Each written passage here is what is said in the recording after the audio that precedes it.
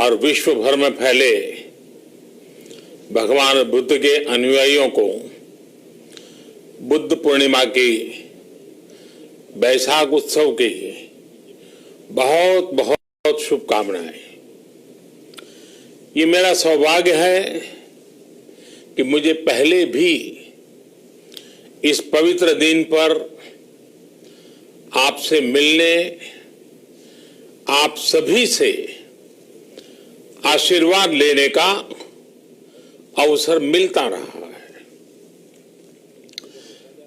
2015 और 2018 में दिल्ली में और साल 2017 में कोलंबो में मुझे इस कार्यक्रम से जुड़ने का, आपके बीच आने का मौका मिला था। हाँ, इस बार परिस्थितियां ही कुछ और हैं, इसलिए आमने सामने आकर के आपसे मुलाकात नहीं हो पा रही। साथियों, भगवान बुद्ध का वचन है, मनो पुब्बम गमा धम्मा, मनोसेट्टा मनोमया, यानी धम्म मन से ही होता है, मन ही प्रधान है, सारी प्रवृत्तियों का अगुवा है। इसलिए आपका और मेरा मन का जो जुड़ाव है, उसके कारण सशरीर उपस्थिति की कभी उतनी महसूस नहीं होती। आपके बीच आना बहुत खुशी की बात होती, लेकिन अभी हालात हमें वो परमिट नहीं करते हैं और इसलिए दूर से ही टेक्नोलॉजी के माध्यम से आपने मुझे अपनी बात रखने का अवसर दिया। इससे बढ़कर के संतोष और क्या हो सकता है। साथियों, लॉकडाउन की इस विकट परिस्थितियों में भी वर्चुअल बैसाख बुद्ध पूर्णिमा दिवस समारोह, इसके इस आयोजन के लिए अंतर्राष्ट्रीय बौद्ध संघ प्रशंसा के पात्र है। आपके इस अभिनव प्रयास के कारण ही इस आयोजन में विश्व भर के लाखों अनुयायी एक दूसरे के साथ जुड़ रहे हैं।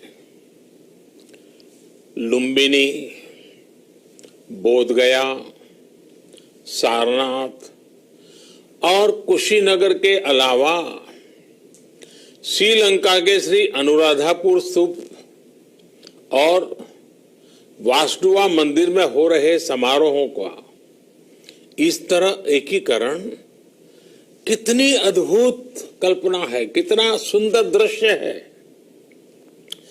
हर जगह हो रहे पूजा कार्यक्रमों का ऑनलाइन प्रसारण होना अपने आप में अद्भुत अनुभव है। आपने इस समारोह को कोरोना वैश्विक महामारी से मुकाबला कर रहे पूरी दुनिया के हेल्थ वर्कर्स और दूसरे सेवा कर्मियों के लिए प्रार्थना सप्ताह के रूप में मनाने का संकल्प लिया है। करुणा से भरी आपकी इस पहल के लिए मैं आपकी सराहना करता हूं। मुझे पूरा विश्वास है कि ऐसे ही संगठित प्रयासों से हम मानवता को इस मुश्किल चुनौती से बाहर निकाल पाएंगे, लोगों की परेशानियों को कम कर पाएंगे। साथियों, प्रत्येक जीवन की मुश्किल को दूर करने के संदेश और संकल्प ने भारत की सभ्यता को संस्कृति को हमेशा दिशा दिखाई है। भगवान बुद्ध ने भारत की संस्कृति और इस महान परंपरा को बहुत समृद्ध किया है। वो अपना दीपक स्वयं बने और अपनी जीवन यात्रा में दूसरों के जीवन को भी प्रकाशित करते रहे। और इसलिए बुद्ध किसी एक परिस्थिति तक सीमित नहीं है, किसी एक प्रसंग तक सीमित नहीं है। सिद्धार्थ के जन्म, सिद्धार्थ के गौतम होने से पहले और उसके बाद इतनी शताब्दियों में समय का चक्र अनेक स्थितियों परिस्थितियों को समेटते हुए निरंतर चल रहा है। समय बदला, स्थिति बदली, समाज की व्यवस्थाएं बदली, लेकिन भगवान बुद्ध का संदेश हमारे जीवन में निरंतर प्रवाहमान रहा है। ये सिर्फ इसलिए संभव हो पाया है क्योंकि बुद्ध सिर्फ एक नाम नहीं है, बल्कि एक पवित्र विचार भी है। एक ऐसा विचार जो प्रत्येक मानव के हृदय में धड़कता है, मानवता का मार्गदर्शन करता है। बुद्ध त्याग और तपस्या की सीमा है। बुद्ध सेवा और समर्पण का पर्याय है। बुद्ध मजबूत इच्छा शक्ति से सामाजिक परिवर्तन की पराकाष्ठा है। बुद्ध वो है जो स्वयं को तपाकर, स्वयं को खपाकर, खुद को न्योछावर करके पूरी दुनिया में आनंद फैलाने के लिए समर्पित है। और हम सभी का सौभाग्य देखिए, इस समय हम अपने आसपास ऐसे अनेकों लोगों को देख रहे हैं जो दूसरों की सेवा के लिए, किसी मरीज के इलाज के लिए, किसी गरीब को भोजन कराने के लिए, किसी अस्पताल में सफाई के लिए, किसी सड़क पर कानून व्यवस्था बनाए रखने के लिए चौबीसों घंटे काम कर रहे हैं।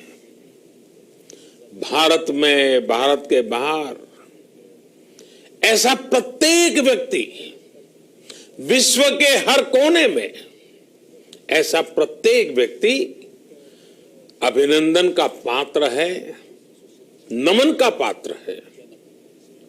साथियों, ऐसे समय में जब दुनिया में उथल पुथल है, कई बार दुख, निराशा, हताशा का भाव बहुत ज्यादा दिखता है, तब भगवान बुद्ध की सीख और भी प्रासंगिक हो जाती है।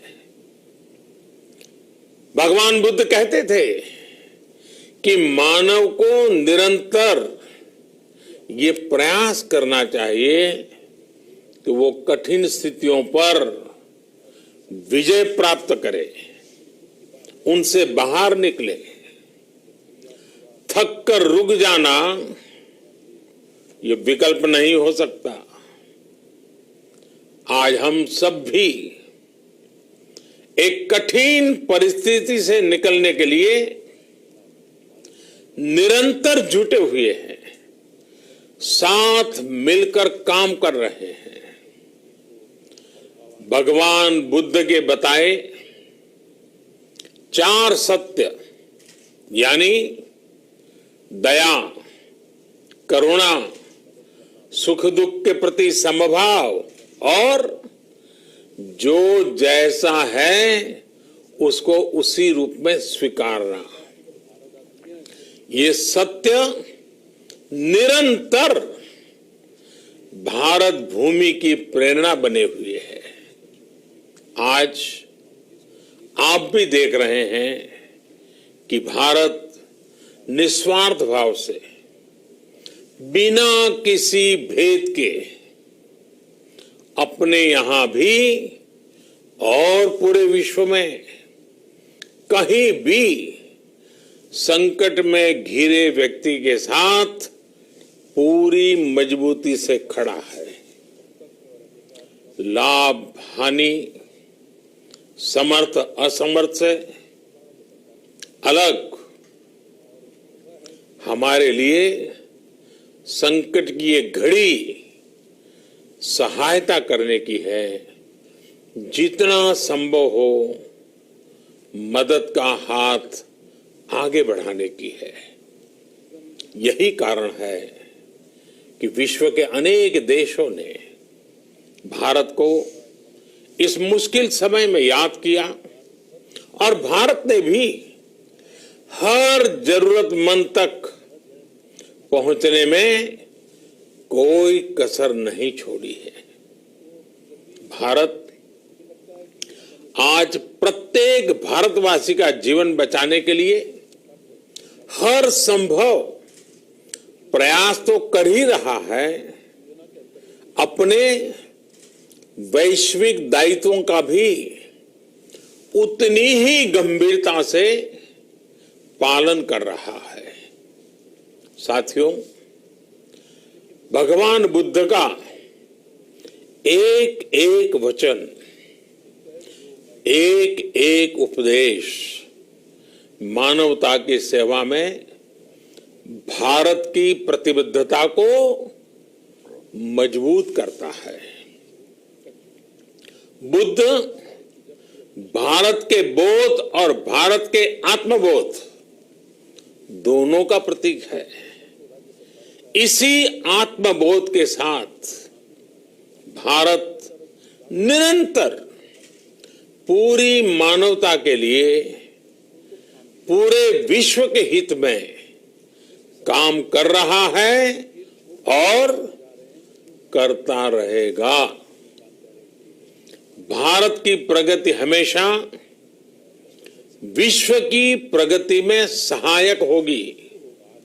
साथियों, हमारी सफलता के पैमाने और लक्ष्य दोनों समय के साथ बदलते रहते हैं, लेकिन जो बात हमें हमेशा ध्यान रखनी है वो ये कि हमारा काम निरंतर सेवा भाव से ही होना चाहिए।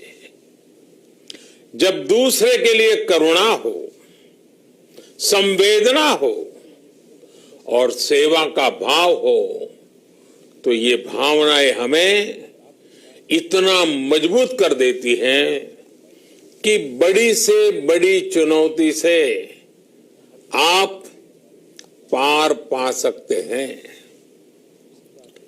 सुप्पबुद्धम पबुज्जन्ति सदा गौतम सावका, यानी जो दिन रात हर समय मानवता की सेवा में जुटे रहते हैं वही बुद्ध के सच्चे अनुयायी हैं। यही भाव हमारे जीवन को प्रकाशमान करता रहे, गतिमान करता रहे। इसी कामना के साथ आप सभी का बहुत बहुत आभार। इस मुश्किल परिस्थिति में आप अपना, अपने परिवार का, जिस भी देश में आप हैं वहां का ध्यान रखें, अपनी रक्षा करें और यथासंभव दूसरों की भी मदद करें। सबका स्वास्थ्य उत्तम रहे, इसी मंगल कामना के साथ मैं मेरी वाणी को विराम देता हूं।